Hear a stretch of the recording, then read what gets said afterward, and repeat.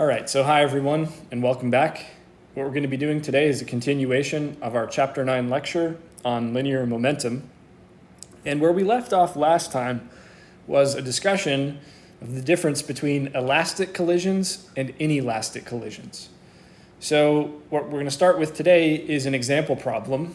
And the device that's shown in this picture here is called a ballistic pendulum. It's a really simple sort of device, but it can be used to measure the speed of a bullet. So this is how this works. If you shoot a bullet at the ballistic pendulum, the bullet will become stuck. It will become embedded inside of this block, which is hanging from a string. Okay, then after that collision with the block, the bullet plus the block are going to swing up to some new height. And by measuring the height of that swing, you can work out what the initial speed of the bullet over here was. So that's what we're going to do in this problem. So suppose that the bullet has a mass little m equal to 7.5 grams, and it approaches the block, which has a mass of 1.85 kilograms, which is initially hanging vertically from a string. Again, the bullet becomes embedded in the block, and then the bullet plus block swings up to a maximum height. Let's say that maximum height is 5.84 centimeters. So based on that, let's find out what the initial speed of the bullet was. Okay, so we're going to work backwards in this case, and we're going to start by thinking about the upward swing of the pendulum. So consider the upward swing of the pendulum.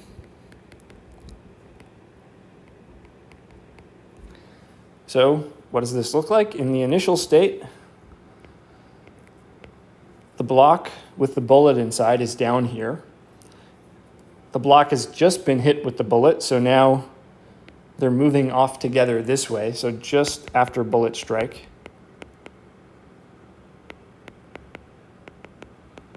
That will be our initial state. And so, of course, there's some speed that the block plus the bullet are moving with down here at the bottom of the swing. And let's label the mass, the combined mass of these two, as big M plus little m, because we have the mass of the block plus the bullet inside of it. Okay, so then what happens is we swing up to some final height. So now we're up here. And this is at the maximum height. Now the thing about reaching the maximum height is that we know the speed goes to 0, because the speed momentarily has to go to 0 in order to turn around and start moving in the other direction. Okay, so that's going to be true at the maximum height, 0 speed. We can also keep track of these heights by drawing a y-axis. We can set the 0 point of our y-axis wherever we want. How about we just put it right down here where the block starts off. So this will be y equals 0. And then y final, the height we end up at, that's just going to be 5.84 centimeters. Okay? So that's how we show that we swing to a height of 5.84 centimeters. So what we're really doing then is applying conservation of mechanical energy. So assume mechanical energy is conserved in the swing.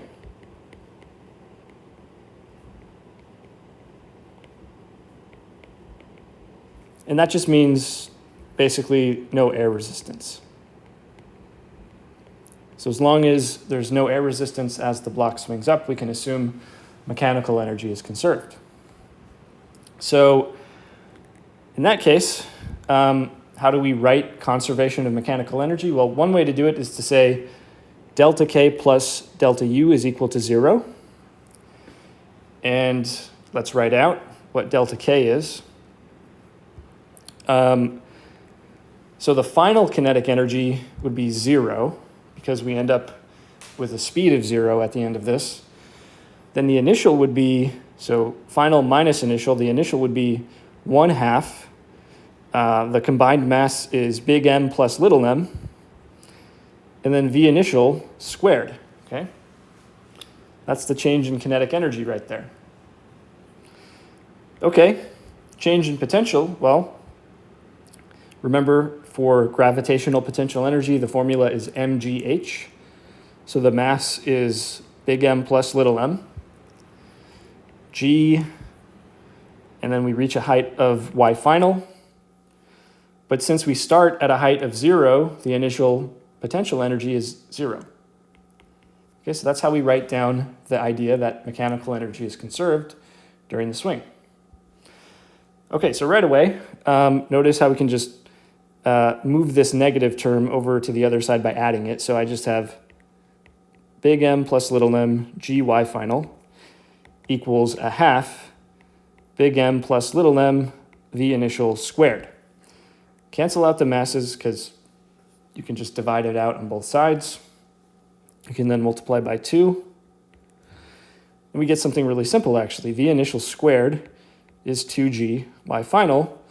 So therefore, V initial, that's how fast the bullet with the block inside are moving after the bullet hits, is the square root of 2 times g, which is 9.8 meters per second squared, times y final, which is 5.84 centimeters, but in meters that would be 0.0584 meters. Okay, so if you compute this, you'll get 1.0699 meters per second. We'd want to keep 3 sig figs on that. And what we're going to do next is work our way back even further. So all we've done is consider the upward swing of the pendulum so far, okay? But next, we want to consider how the bullet collides with the block. We want to analyze the collision of the bullet with the block that comes before this. So now we'll consider collision of bullet with block. So let's kind of sketch that out. We have the bullet, mass little m, coming in. Some velocity, we'll call it v. And it's approaching the block, which is stationary. So this would be our initial state. And then our final state is the bullet is lodged inside of the block, and they're moving off this way together. And the usual way to write this is v prime as that final velocity. Okay, but remember, we know what v prime is. So let me just show you. V prime is equal to 1.0699 meters per second, because again, that's just after the bullet hits, that's the velocity. Okay, so when it comes time to plug that in, that's what we'll use. All right, so next, assuming momentum is conserved in the collision,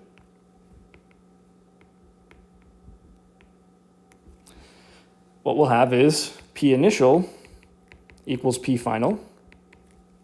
What's the initial momentum? Well, only the bullet is moving before it hits the block. So the momentum would be little m times v. But in the final state, you have both masses moving together. So big M plus little m times v prime. That's how I write momentum is conserved for this system. And I want to find v. So v is equal to little m plus big M divided by little m times v prime. Okay, so now we can get the speed we're looking for. What was that initial speed of the bullet? Well, little m is 7.50 grams, so 7.50 10 to the minus 3 kilograms. The block has mass big M, 1.85 kilograms. Divide out little m, 7.50 10 to the minus 3 kilograms once again. And then put in v prime, which again we said is 1.0699 meters per second, okay? That's the calculation to do. So this is telling us that the bullet came in at 264.97 meters per second. That's what you'll get if you calculate this. Keep 3 sig figs on that and round it to 265 meters per second. So that is the speed that the bullet was fired with. So again, to summarize, by knowing the height that we swing to, we can work our way back to say, what was the speed of the bullet and the block together at the bottom of that swing? And then we can work our way back even further to say, okay, what was the speed of the bullet before it hit the block? That's how we did it. All right, so that brings us to center of mass. And this is going to be the last topic that we cover in this lecture, and we're going to spend the rest of this video talking about it. So let's get into it. To introduce you to the idea of center of mass, what I'd like to do is show you a video. So in this video, this guy over here is going to take this baseball bat and toss it into the air such that it's rotating, such that it's spinning around. And in the video, we're going to label a specific point on the bat. That's the one shown in red right here. And as the video plays, I want you to just take special note, pay special attention to that red point, okay? So there it goes. Let's see it go again. Okay, so what can we take away from this? Well, first thing to note is that that red point is moving in kind of a simple path. Okay, this is a parabola, actually. And this is just the path that any projectile will take if you launch it into the air. So the equations of projectile motion that we learned back in Physics 44 completely describe how this red path looks, okay? But if you look at any other part of the bat, let's say the handle, and you try to track how that's moving through the air, well, let's kind of trace it out. It's not moving in a nice parabola. It's actually moving in sort of a spiral path. So that's interesting, right? The red point on the bat is moving in a parabola. Every other point on the bat is moving in some kind of spiral. So what we have to say about that is every point on the bat is rotating around that red point, okay? That's the center of the rotation of the bat. And I'll just give it away. What we call that red point, that special point on the bat, is the center of mass, okay? So this is going to be an important thing that comes up a lot throughout the rest of the class. And I actually took this video from a blog, which I give the link to at the bottom of the page here, so credit where credit is due. That's where the video comes from, and you can check out the link if you like to see the blog. Okay, so what I wanted to convey by showing you that video is that motion can be divided into 2 parts. We can think about the motion of a rigid object like a baseball bat in terms of its translation and in terms of its rotation. So translation refers to the idea that the center of mass of the bat was moving in that parabolic arc. So translation is just when the center of mass moves from one position to another. We already know how to deal with this. We know that forces are the cause of this type of motion. So if you want to get something moving, you have to give it a push. And we know that Newton's laws are what govern this type of motion. So if you want to analyze how something translates, you can use equations like F equals ma. But then there's also rotation. So rotation is when the object spins around its own center of mass. That's what we saw in the video. And it turns out that torques are the cause of this type of motion. So in other words, if you need something to get spinning, you want something to start spinning, you need to apply a torque to it. And it turns out there are rotational versions of Newton's laws. There's an equation that's very similar to F equals ma, but it applies to rotation. And we're going to learn all about that in chapter 10. So we're not really going to discuss rotation here. But the point is, when we divide motion into these 2 parts, center of mass has a big role to play, okay? So the next question is, how do we actually calculate center of mass? If I have an object, how do I know where the center of mass of the object is located? Also, more generally, what if I just have like a system of particles? How do I calculate the center of mass of that? Let's get into it. So Let's say I have a system of n particles. So n is just how many I have. If I have 10 particles, then n is equal to 10. If I have a billion particles, then n is equal to a billion, that kind of thing. So these are the different particles we're thinking about. We label the mass of each individual particle as lowercase m, okay? And the total mass of the system, that's pretty easy to think about. We'll label that as uppercase m. That would just be the sum of the individual masses. So uppercase m is lowercase m1, the mass of the first guy, plus lowercase m2, the mass of the second particle, plus just keep that going until you reach the last one. That's the total mass. So in summation notation, we can write that in a more compact way. This says you take the sum from I equals 1 to n of m sub I. So that's just a shorthand way of saying add up all the masses. Okay, what about the center of mass then? So even though each individual mass in this system has a different position, different location, we can certainly talk about the average position of those masses, right? So even though they're kind of scattered all over the place, on average, there's some location we can talk about. But it's a little bit more complicated than that. This is something called a weighted average. Okay, and what that means is the more massive particles count more. Okay, so to give you a really quick sketch as to what that would look like, let's just say I have two particles where one of them's over here. I'll draw it bigger, indicating it's more massive. And I have another one over here.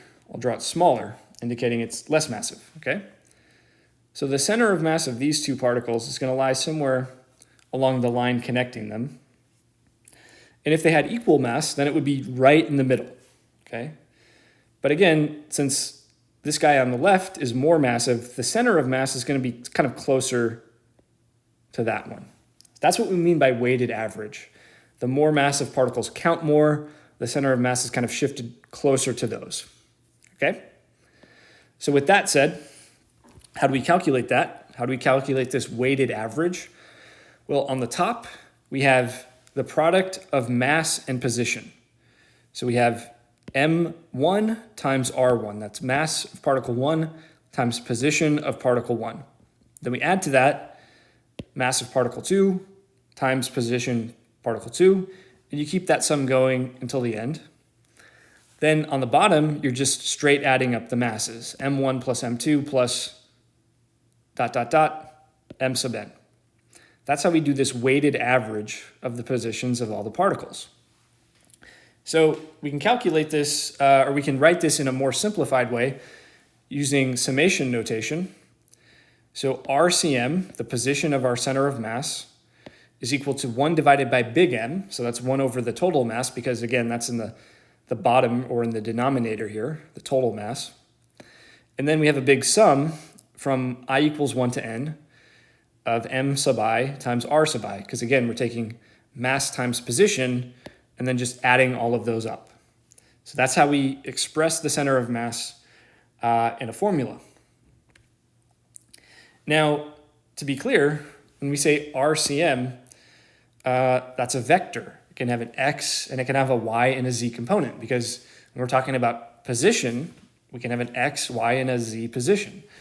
So we can break this vector equation down into 3 separate equations for x, y, and z. So let's take a look. XCM, that's the x position of the center of mass.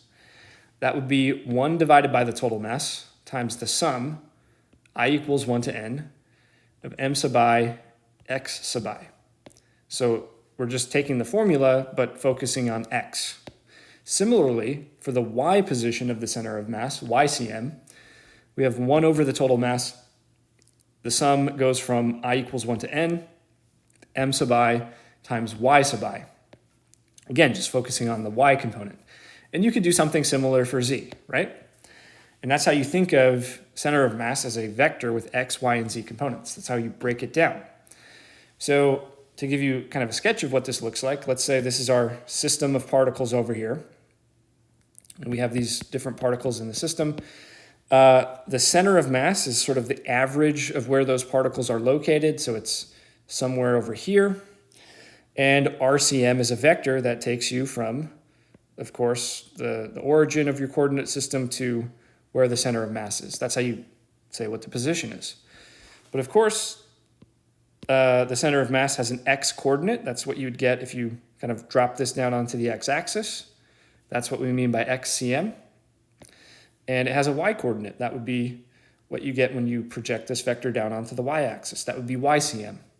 So that's how you think about this in terms of x, y, and z components. Let's do an example where we can actually put the equations we just developed to use. So what we have here is the Earth and the Moon. The distance between the Earth and the Moon from the center of the Earth to the center of the Moon is 239,000 miles, okay? So the question is, how far is the center of mass of the Earth plus Moon system from the center of the Earth? So here's what we mean. The center of mass of these two objects is going to be somewhere along the line that joins them. I want you to figure out how far away from the center of the Earth is the center of mass of this system here. In order to do this, you're going to need to know the mass of the Earth and the Moon, so these are given here. And what I'd like you to do is pause the video, see if you can work this out, and come back to it when you think you have an answer. Okay, so let's sketch out a picture of what's going on. We have the Earth, and I'll label the mass of the Earth as ME. Then we have the Moon, which is some distance away. We'll label that mass as MM. And again, the idea is somewhere in between the two, there's a center of mass, CM, and we want to know where that is. So let's keep track of where everything is using, let's say, an x-axis. Let's call that the x-axis. And we can put the origin wherever we want. So let's put x equals 0 over here, right where the Earth is. So that means xe, x position of the Earth, is equal to 0. So that's where we set the origin. Okay, again, it doesn't matter where you set the origin as long as you're showing that the Moon is 239,000 miles away from that. So that would be xm. So the way we calculate the center of mass, xcm, so where on the x-axis is the center of mass? That's 1 divided by the total mass, that's big M, times the sum from I equals 1 to n, mi xi. Well, here's the thing about this system. We only have 2 objects. N is equal to 2. So this is not much of a sum at all. We just have mass of Earth times x position of the Earth plus mass of Moon times the x position of the Moon. That's the sum that's being shown here. And then we're dividing out the total mass, which is mass of Earth plus mass of Moon. That's what we're trying to calculate. So xcm, okay, the first term is mass of Earth times x of Earth, but the x value is 0 for the Earth.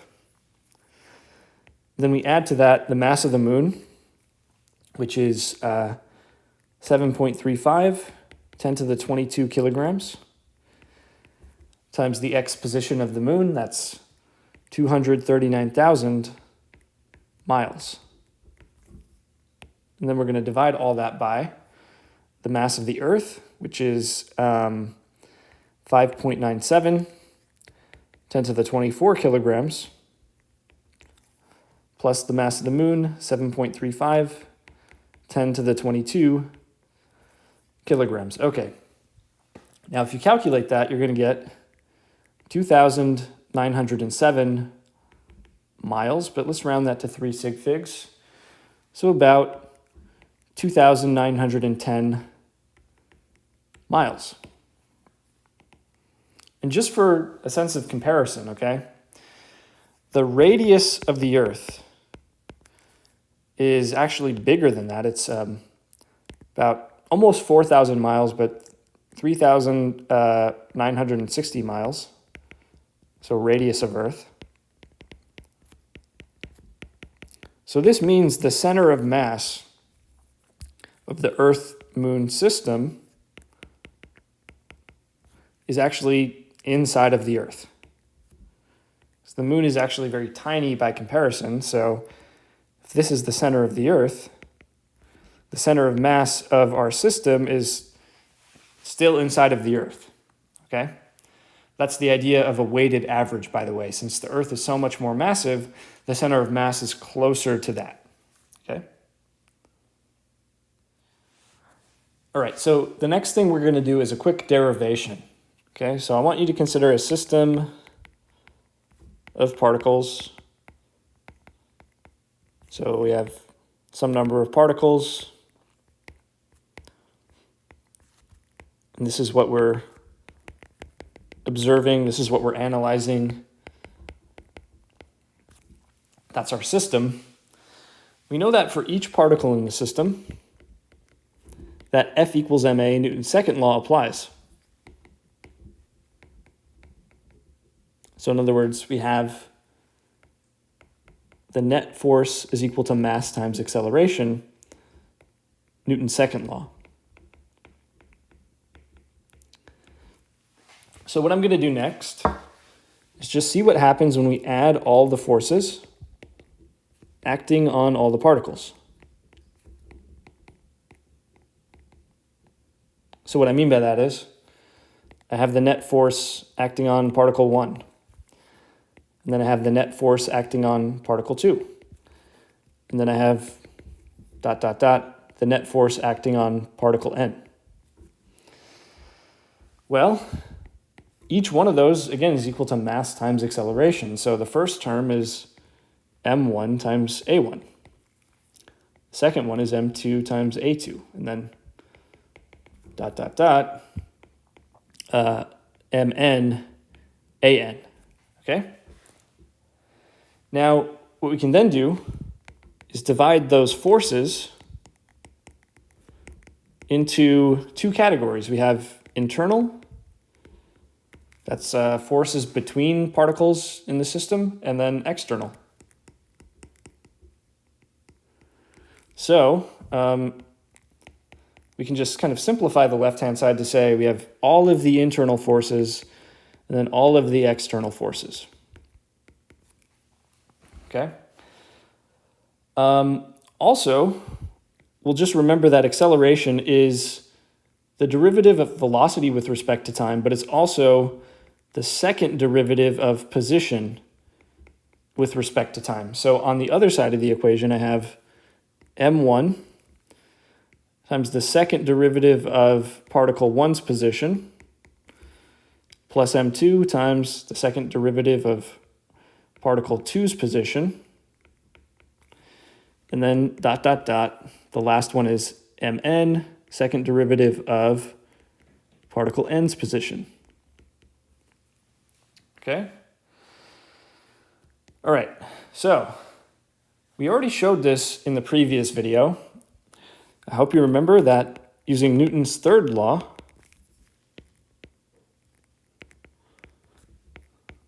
we can prove that all of the internal forces are going to have to add to 0. Okay, so that was shown in the previous video. So I'm going to just use that and then cross out the sum of the internal forces. So what do we have? We have just external forces on the left-hand side. Sum up the external forces. And then we have a bunch of second derivatives floating around here, right? So I want to actually pull out the second derivative, d2 dt squared, and then I have m1 times r1 plus m2 times r2 plus ... mn rn. Okay, so that's just another way of writing the right-hand side of the equation. Just pull the second derivative out.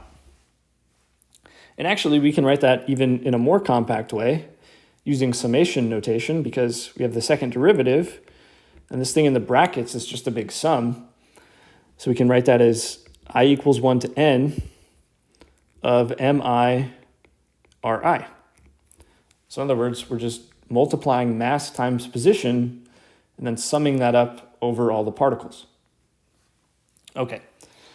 Now that thing in brackets should look familiar because if you remember the definition of center of mass,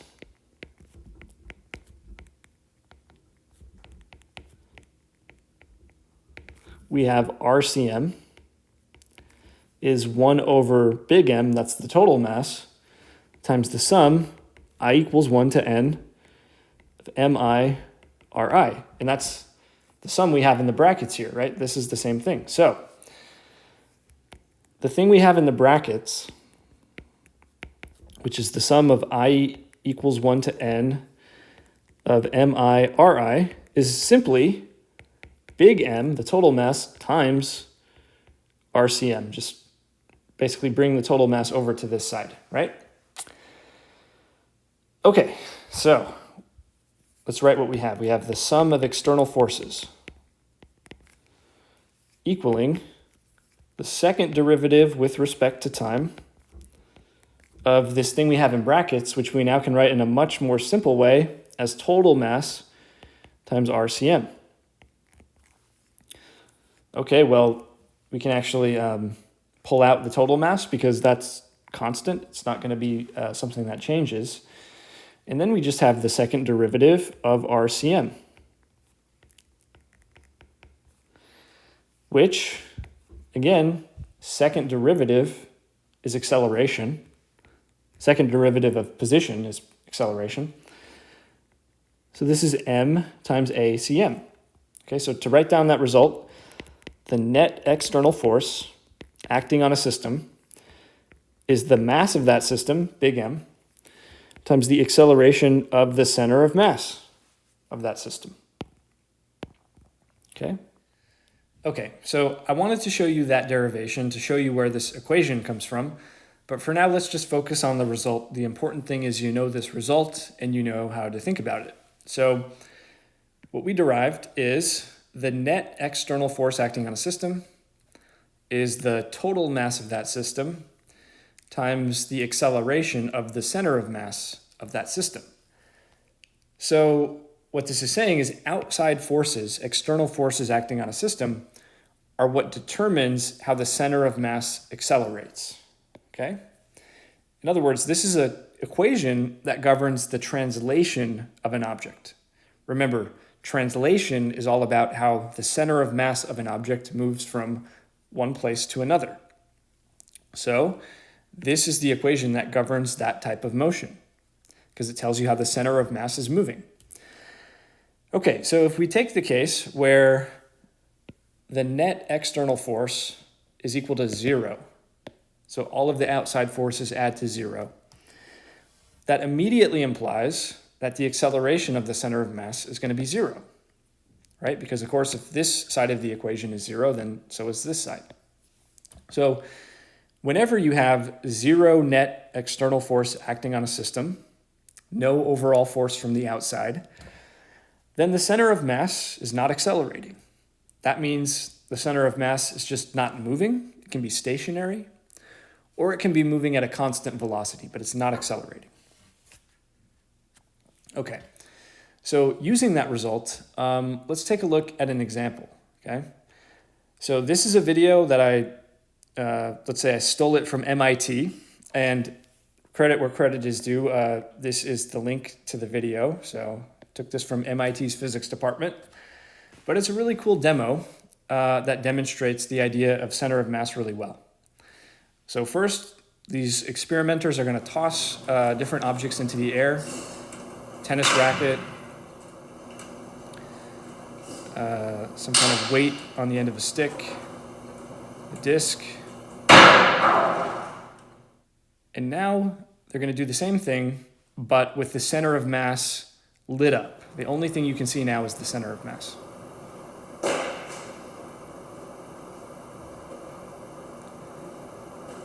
Okay, so the objects are still spinning through the air. That's still happening, right? It's just that you only see the center of mass, which is moving in a nice little parabola.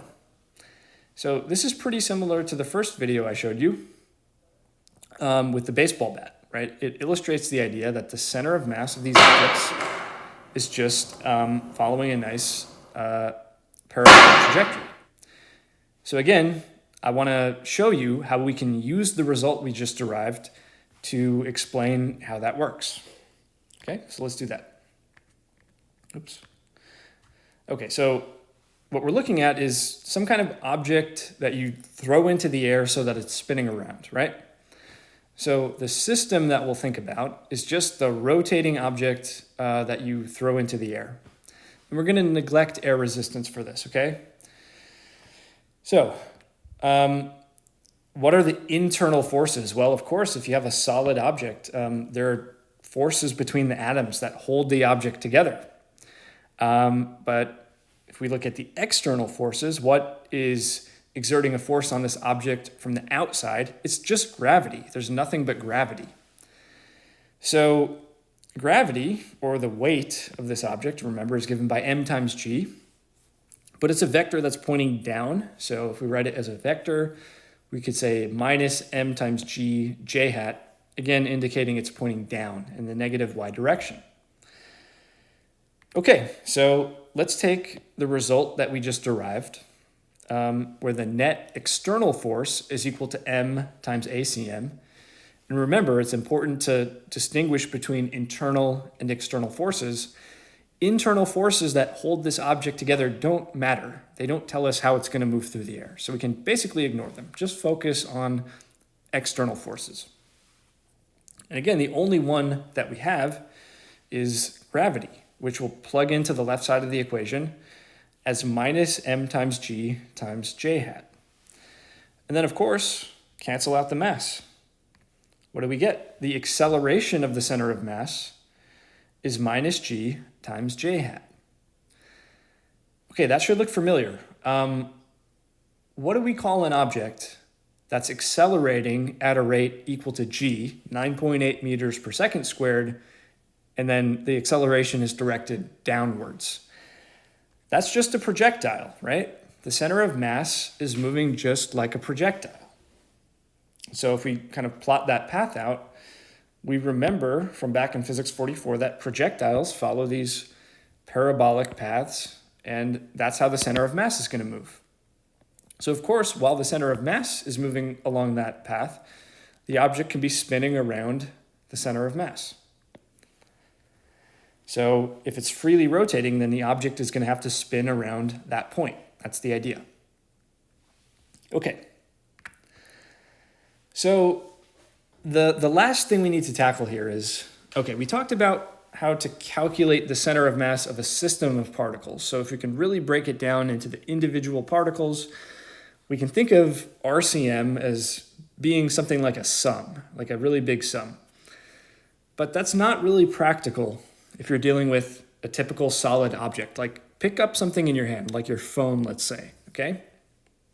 That object has something like 10 to the 24th power atoms in it. So there's no way we're going to keep track of where every single atom that makes up an object is, right?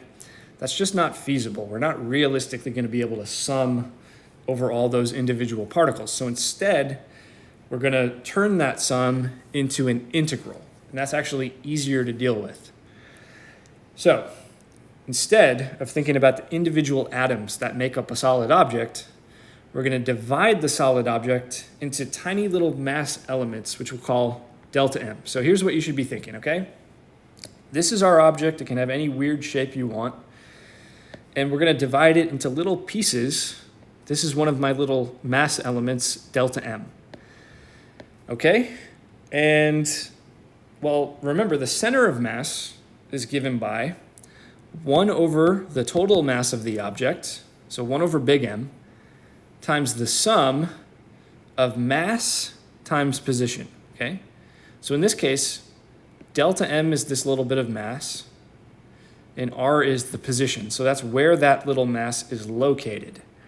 So R tells us where this little bit of mass is located in our coordinate system. Okay, so this is the sum we've seen before, just kind of writing it in terms of delta M. So if we take a limit where delta M goes to 0, so where these tiny little mass elements that I'm breaking the object down into get infinitesimally small, then that sum turns into an integral, okay? So now what we have in that limit is 1 over the total mass times the integral of r dm, okay? This is how we calculate the center of mass of a solid object in practice. Now, when you actually go and calculate this in any example you do, you're going to have to put limits on the integral. The limits of integration are always going to correspond to the edges of the object. So you'll integrate from one edge of the object to the other, so you cover the whole thing. That's how this will work. Okay, that's a lot to think about. So I think the best thing we can do now is just do a bunch of examples so it really clicks, okay? Okay, so here's the first example that we'll look at. We have a thin metal strip, total mass is big M, and it's bent into a semicircle, so it's half of a circle where the radius is r. We put the center of that circle at the origin, so this is our xy coordinate system, the origin is right here. The metal strip has a uniform density, so the density is the same everywhere. What we want to do is show that the position of the center of mass, okay, xcm, ycm, is equal to 0 for the x coordinate and 2r divided by pi for the y coordinate. So we're going to show that. And the way we're going to do it is by doing a couple integrals, okay? So if I want the x coordinate of the center of mass, xcm, what I'm going to do is 1 over the total mass times the integral of x times dm. If I want to find the y coordinate of the center of mass, I'm going to take 1 over the total mass times the integral y dm. So I'm going to show you how to actually use those integrals to calculate the center of mass here. Okay, so the first thing we need to do, if we're going to figure out how to calculate the center of mass of this object, is to figure out how we're going to break the object down into little pieces and then integrate over them. So what I'll do is draw for you one of those pieces.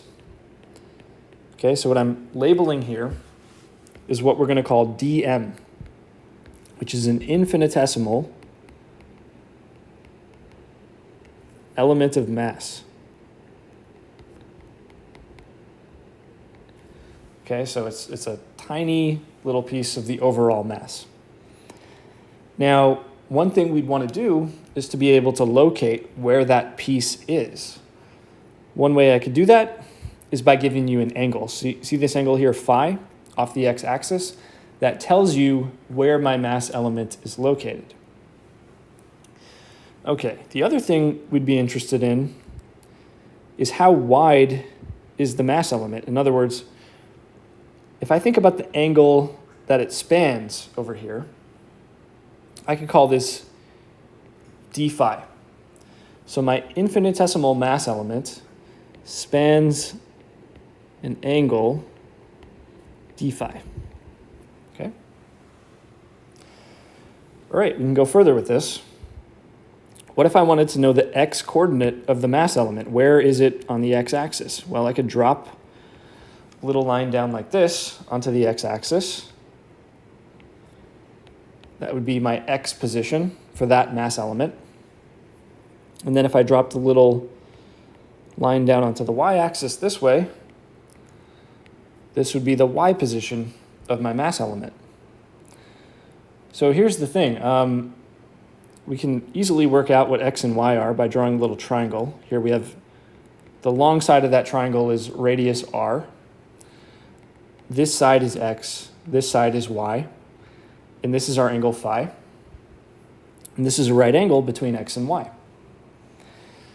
So x is just r cosine phi. If you work that out using some trigonometry, y is equal to r sine phi. Okay? So we'll do a little bit more setting the stage before we put everything into the integral. The next thing we have to think about is the fact that the mass is uniformly distributed.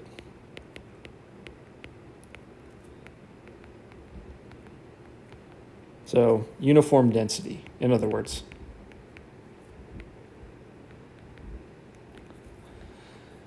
So how do we really express that idea in terms of an equation? Well, here's how you could do it. You could say that the mass element, okay, divided by the total mass. So in other words, what fraction of the total mass is contained in this little shaded mass element that I drew? That should be equal to the angle element over the total angle. In other words, if my mass element takes up half of the total angle, then it's going to take up half the mass. If it takes up a tenth of the total angle, then it's taking up a tenth of the mass. That's the idea that we're expressing in that equation I just wrote down. So if we write it using symbols, the mass element is dm, the total mass is capital M,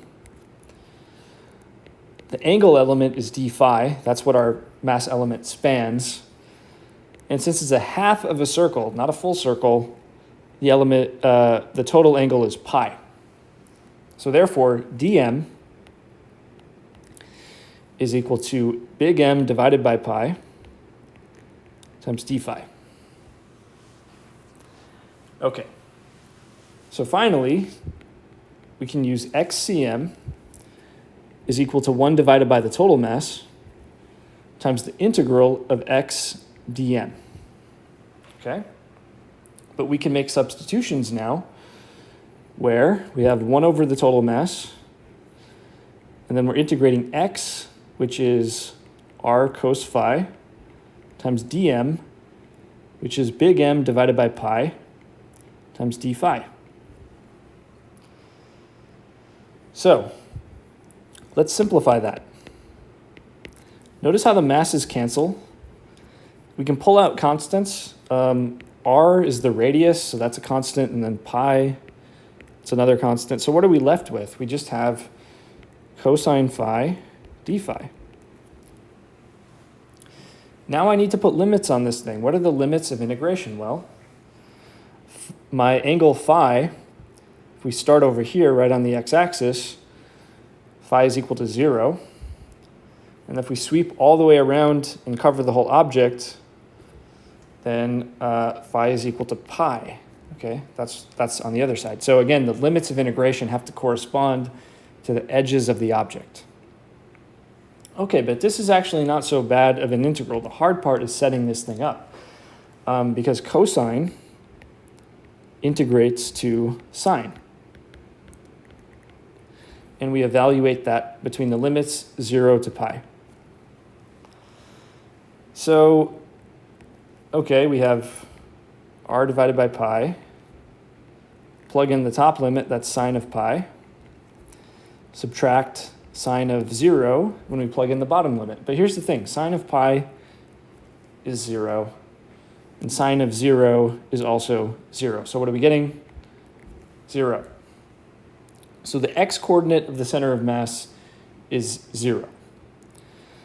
Okay, what about YCM? Well, remember that's 1 over the total mass times y times dm. So that is 1 over the total mass. Up here we found that y is r sine of phi. And dm is big M divided by pi d phi. So just like before, we cancel out the m's. We pull out the constants, which are r and pi. And then the integral is just sine. And the limits are 0 to pi.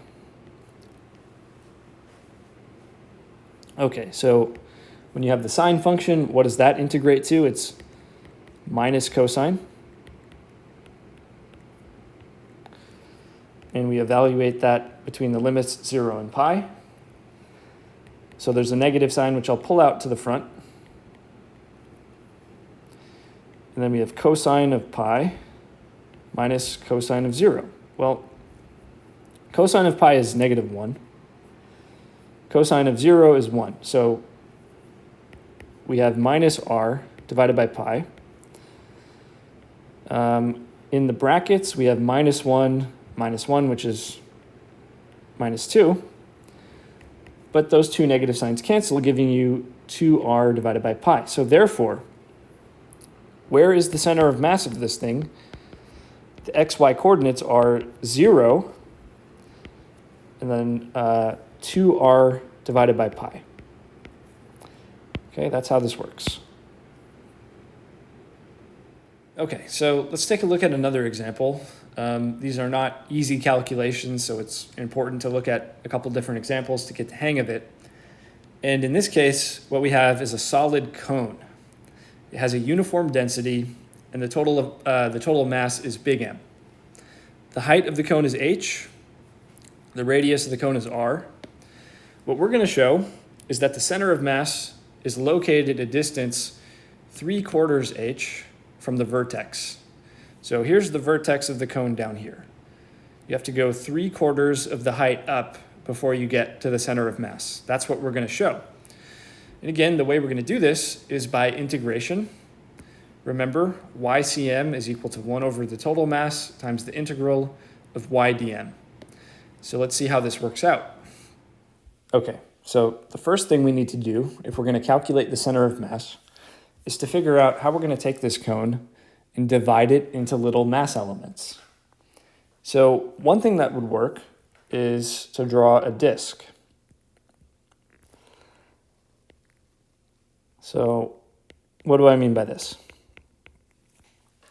If you think of the cone as being composed of little thin disks, one stacked on top of another, and then of course as you go up the cone, the disks are getting wider, you can actually construct the cone that way, right? You can think of it as a stack of thin disks that get wider as you go up. If you just do that enough times, stack enough of those on top of each other, you can make this cone. So that's going to be our mass element, is that little disk.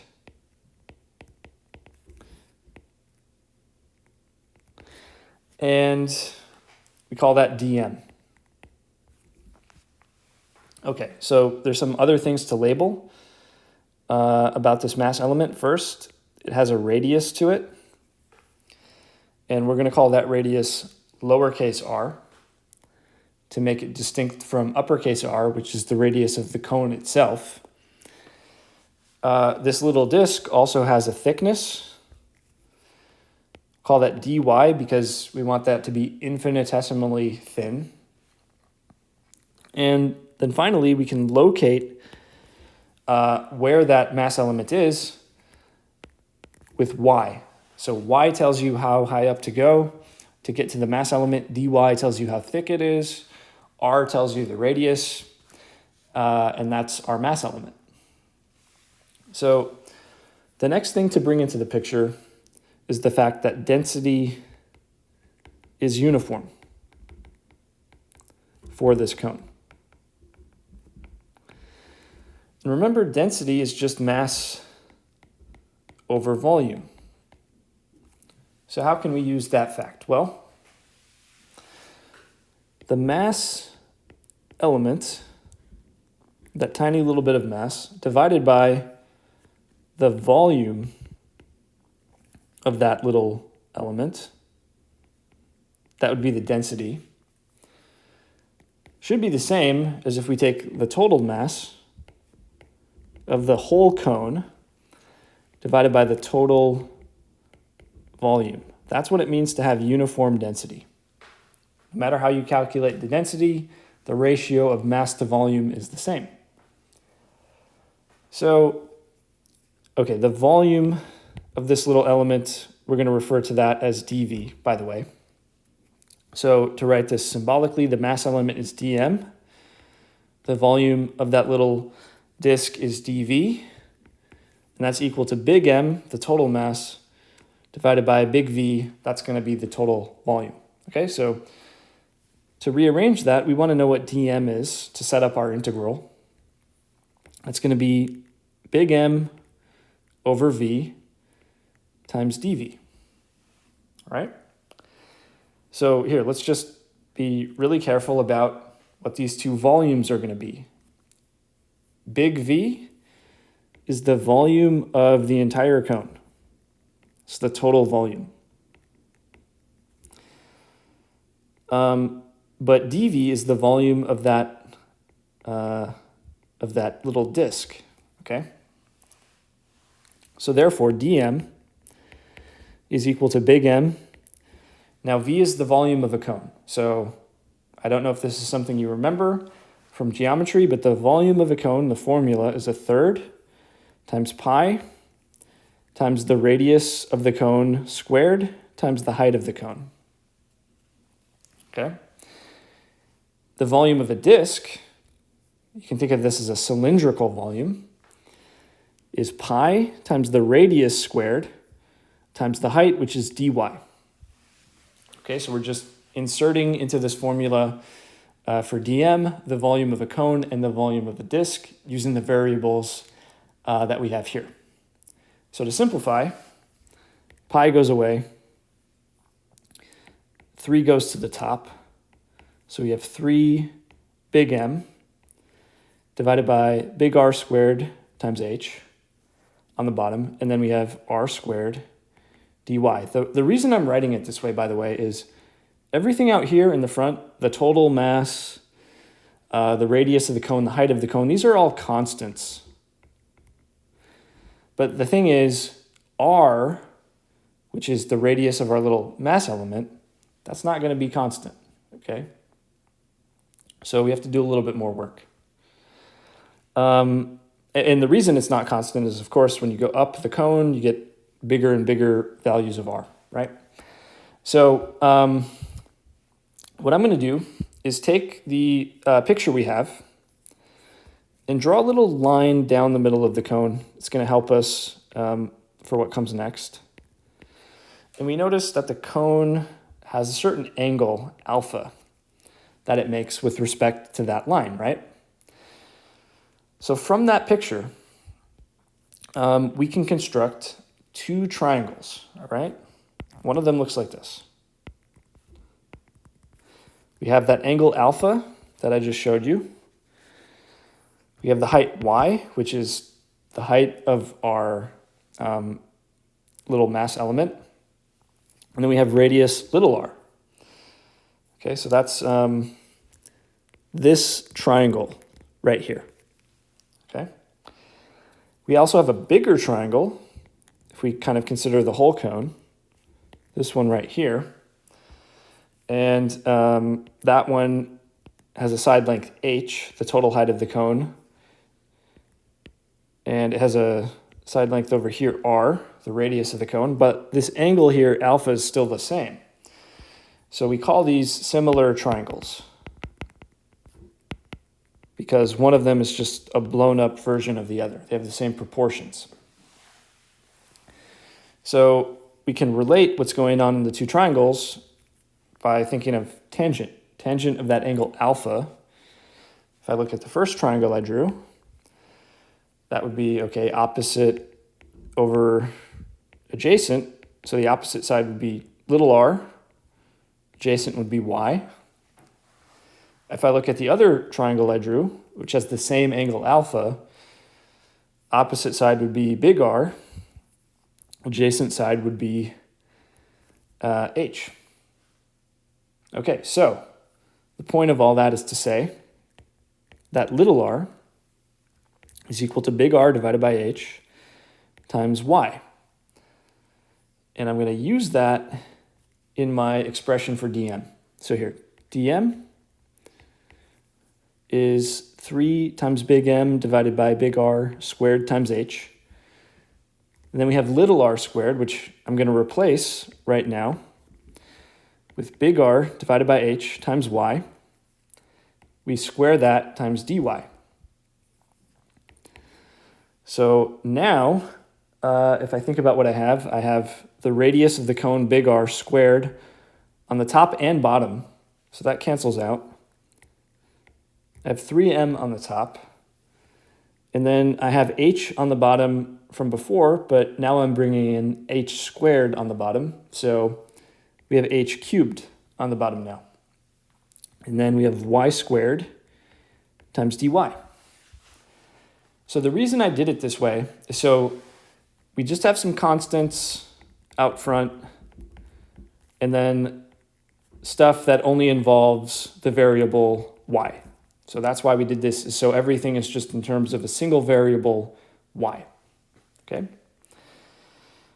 All right, so if we want to find the center of mass, YCM, that's going to be 1 over the total mass times integral of y dm. And we set everything up so we can now evaluate this integral. So we have 1 over the total mass. We have y. And then for dm, we have 3 times big M divided by h cubed times y squared dy. That's what we just worked out over here. Okay, so the total mass cancels. And 3 divided by h cubed is a constant. We can pull that out. And what we're integrating is, if we collect all the terms, we have y cubed inside of the integral times dy. And let's put the limits on this thing. Well, where do we start off? We start off at the bottom of the cone here, where y is equal to 0. Where do we end up? At the top of the cone, where y is equal to h. So the limits should be 0 to h. So we've got 0 to h for the limits. And this integral is not so bad to evaluate. It's how you set it up. That's hard. So y cubed integrates to 1/4 times y to the 4th. And we evaluate that from 0 to h. Okay, so in other words, we have 3/4, and then we have h cubed on the bottom. When we plug in the top limit, we have h to the 4th. Plug in the bottom limit, we have 0 to the 4th. That's just 0. And so we have h to the 4th on top, h cubed on the bottom. That's just one factor of h overall. And that's where the 3/4 comes from. It's 3/4 h to get to the center of mass. Okay? Okay, let's take a look at another example. So here we have a beam that has a total mass of m and a total length of L, and it has a non-uniform density. So the mass per unit length of the beam, which is dm, that's a little bit of mass divided by dx, that's a little bit of length along the beam, is given by this function below. So mu x, that's what we use for mass per unit length, is equal to 3m over L cubed times x squared. Okay, so the way you want to think about this is m and L are just constants out front, but as x increases, the density increases. So the density is bigger at this end of the beam compared to this end of the beam. It goes up as you just go from the left side to the right side, okay? So what we're going to do is find the location of the center of mass of the beam along the x-axis. So if x equals 0 is the left side, x equals L is the right side, what value of x locates the center of mass? So let's work it out. Okay, so we'll start with the idea of mass per unit length.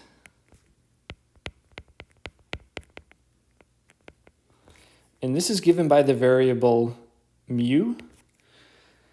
And again, we can think of this as dm divided by dx. So here, let's kind of draw on the diagram what that looks like. So if this is the mass element in question, right? This is our little dm. The thickness of it is dx. So the ratio of that mass divided by that thickness dx is what we call the mass per unit length.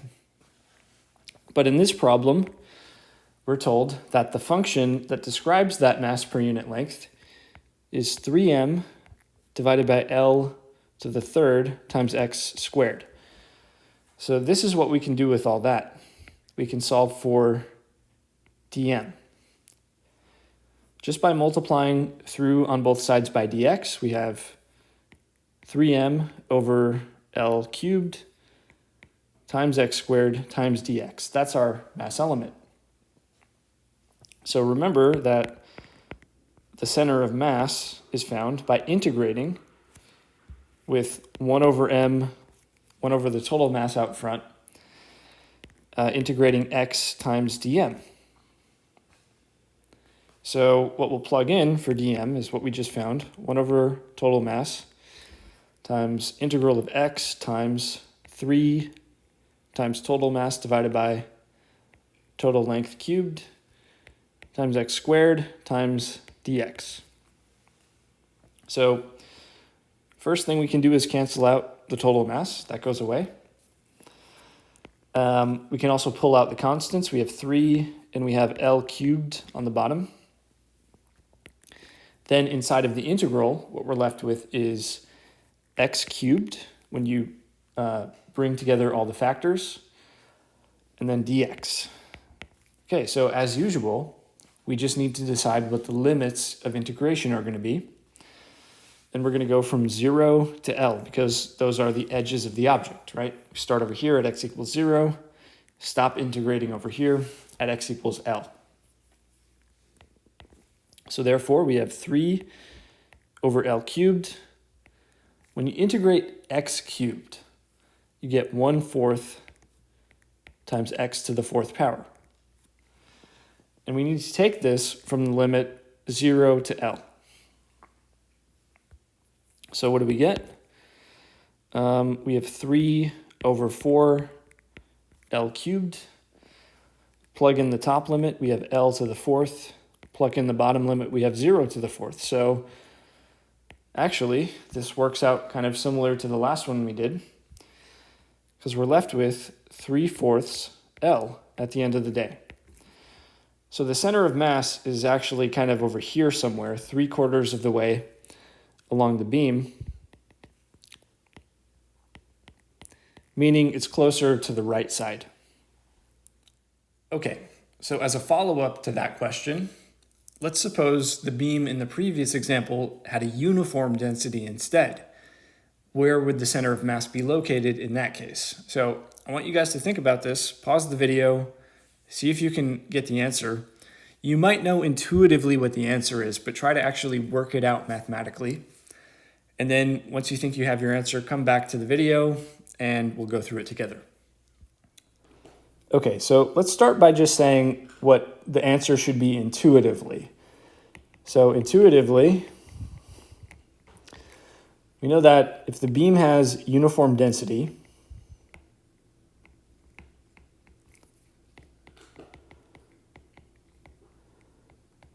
we'd expect that the center of mass is exactly halfway along the beam. We'd expect xcm to be 1/2 times L. And that is true, that is the right answer, but let's try to see how that pops out of the calculation. So let's think about the idea of mass per unit length. So for this beam, that is going to be something that's constant. Remember, we used the variable mu to denote mass per unit length. And, one way I could think about this is that if I took a little piece of the beam, a little mass element, call it dm, and then I noted what the length of that little piece is, dx, the mass per unit length is dm over dx. That's one way to think about it. But another way to think about it is, what if I took the total mass of the beam and then divided out the total length of the beam? That would give me the same answer because we have the same mass per unit length throughout the whole thing. So whether I'm thinking about a little piece of the beam or the beam as a whole, the mass per unit length is the same. That's what this equation is telling us. So if I want dm then, That's going to be big M divided by L times dx, okay? And the reason we need that is because if we're going to calculate the center of mass using the methods we've used before, we're going to have 1 over the total mass times x dm inside of the integral. So in this case, we have 1 over the total mass times integral x, and then dm is what we found here, m divided by L times dx. So what can we do with this? We can cancel out the mass, big M. We can pull out what's constant, which is L. 1 over L comes out to the front. And we're integrating x dx. What are the limits? 0 to L to cover the whole beam. And, I mean, what does x integrate to? That integrates to 1/2 x squared. And then we have 1 over L out front. Evaluate from 0 to L. So here's what we have. We have 1 over 2L, if we just bring all those constants into one term. Then we have L squared, when we plug in the top limit, and then we have 0 squared plugging in the bottom limit. But here's the deal. L squared on top, L on the bottom. We have just one factor of L on top, a factor of 1/2 out front, so we have 1/2 L. So it's exactly what we expected, that if the beam is uniform, the center of mass is right at the halfway point, but this is how we show it mathematically. Okay, so that does it for this lecture. We've completed Chapter 9. We've gone through all the material from Chapter 9 that I wanted to cover, and I just want to remind you that at the end of every lecture, we have practice problems. Again, we're not going to have time to go through these today in this video, but these are here for you to help you study and just give you extra practice with this material. So take a look at these, go through some of these problems as you study. And with that said, we'll end the video here, but I'll see you in the next one. So take care.